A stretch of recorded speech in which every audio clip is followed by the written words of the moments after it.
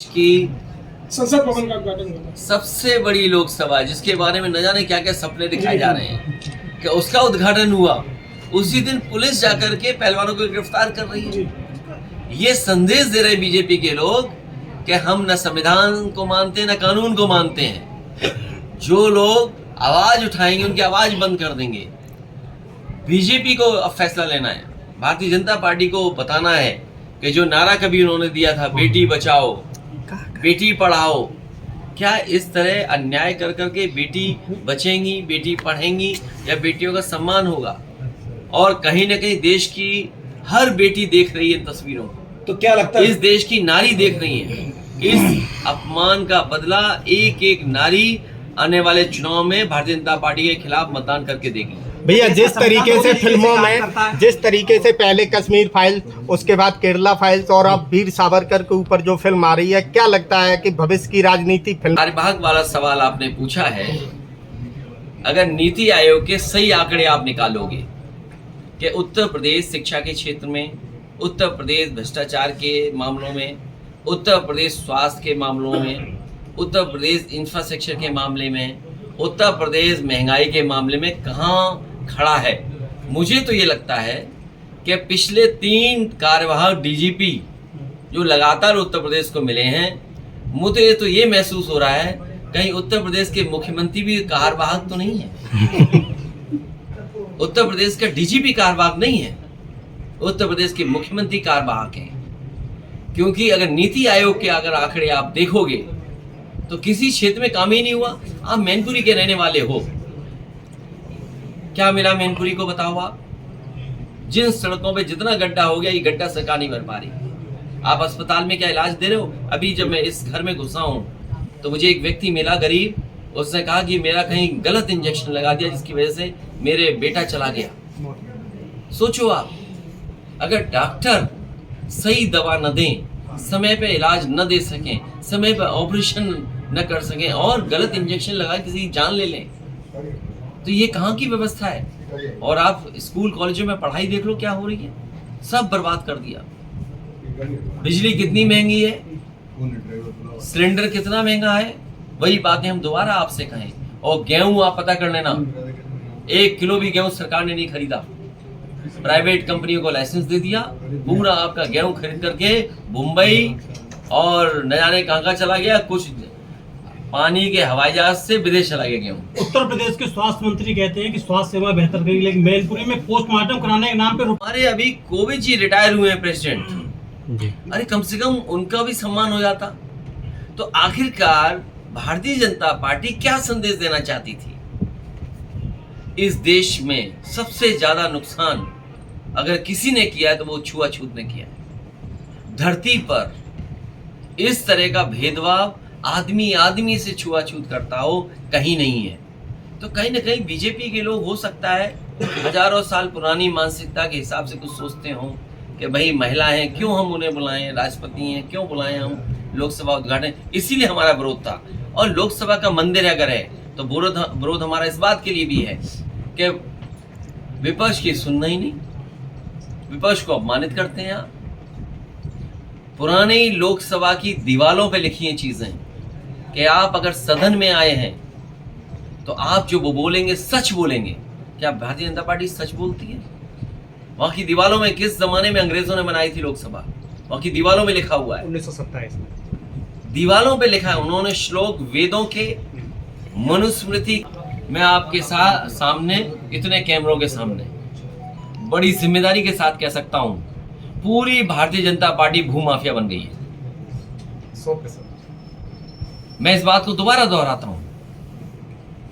मुख्यमंत्री जी यहाँ आए थे मैनपुरी, सरकार पूरी यहाँ थी। मैं तो कहूंगा कि रजिस्ट्री ऑफिस से वो रजिस्ट्रियां निकलवाइए, किस पार्टी के नेता सबसे ज्यादा भूमाफिया बन करके आए।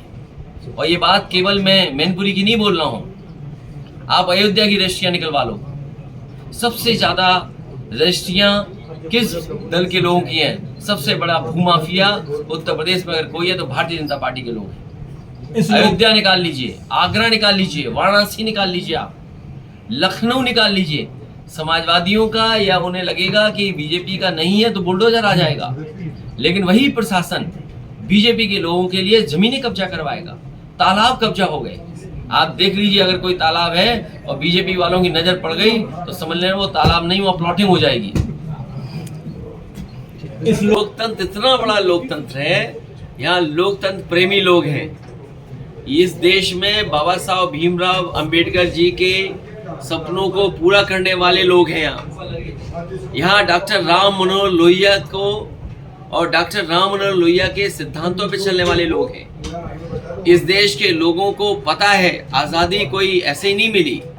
इस आज़ादी के लिए, इस लोकतंत्र के लिए, अपने कानून के लिए लोगों ने कुर्बानियां दी हैं।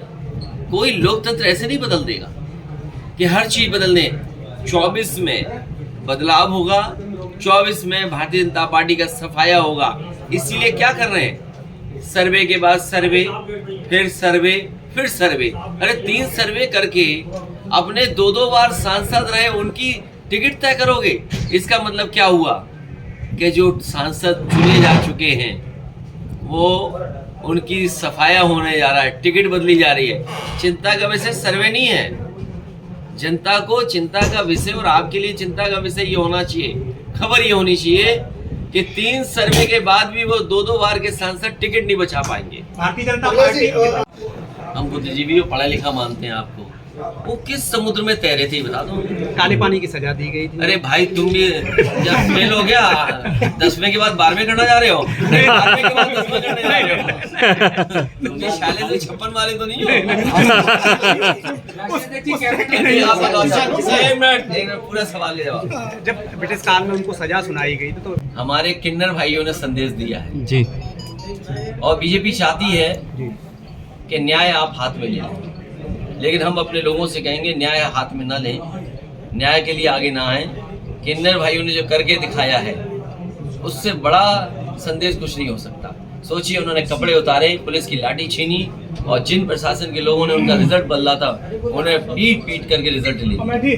डिप्टी सीएम ने अमेठी में एक दलित के घर। हम बुद्धिजीवी और पढ़ा लिखा मानते हैं आपको। वो किस समुद्र में तैरे थे बता दो। काले पानी की सजा दी गई थी। अरे भाई तुम भी जब फेल हो गया 10वें के बाद 12वें करना जा रहे हो, 12वें के बाद 10वें करने जा रहे हो। तुम भी शाले से 56 वाले तो नहीं हो। आप बताओ, एक मिनट पूरा सवाल ले जाओ।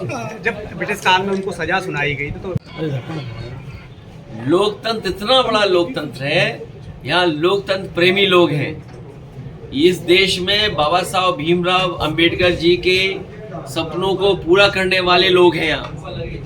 यहाँ डॉक्टर राम मनोहर लोहिया को और डॉक्टर राम मनोहर लोहिया के सिद्धांतों पे चलने वाले लोग हैं। इस देश के लोगों को पता है आज़ादी कोई ऐसे ही नहीं मिली।